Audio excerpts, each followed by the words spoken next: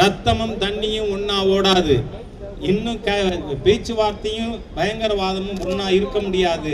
இது நம்ம பேச வேண்டிய விஷயம் ரெண்டு தான். ஒன்று, பாகிஸ்தான் ஆக்குபைடு காஷ்மீரை எப்போ எங்கள்கிட்ட ஒப்படைக்கிற, எப்போ டெரரிசத்தை நிறுத்துற. மற்ற விஷயங்கள் எல்லாரும் பேசுவாங்க. ஒரே ஒரு விஷயத்தை பற்றி மாத்திரம் நான் குறிப்பிட விரும்புகிறேன். இன்றைய காஷ்மீர் பிரச்சனை ஏன் வந்தது, யாரால் வந்தது?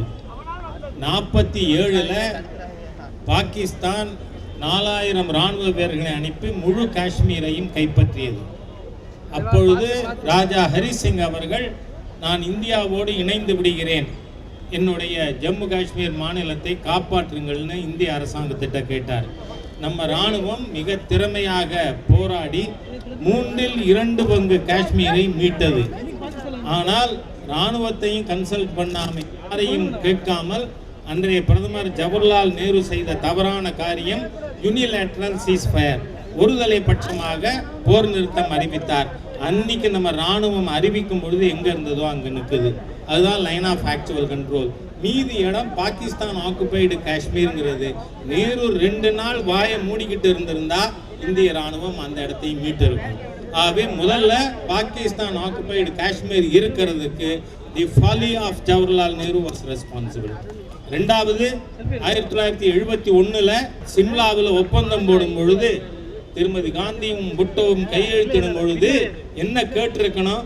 நீங்க கைப்பற்றி வச்சிருக்கிற பாகிஸ்தான் ஆக்குபைடு காஷ்மீரை ஒப்படைச்சா இந்த 93,000 பேர் பாகிஸ்தான் வருவான்.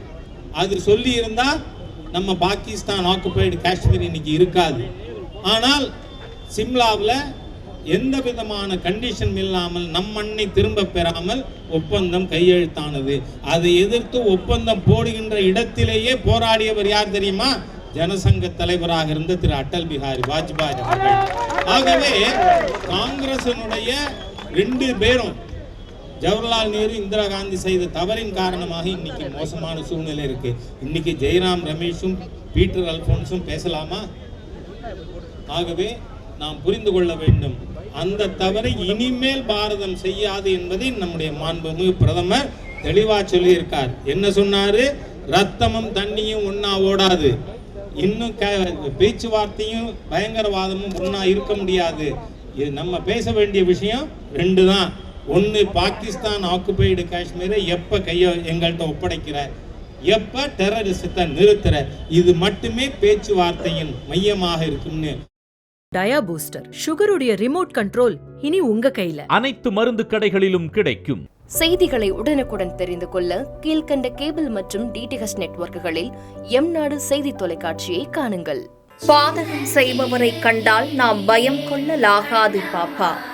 மோதி மிதித்து விடு பாப்பா, அவர் முகத்தில் உமிழ்ந்து விடு பாப்பா.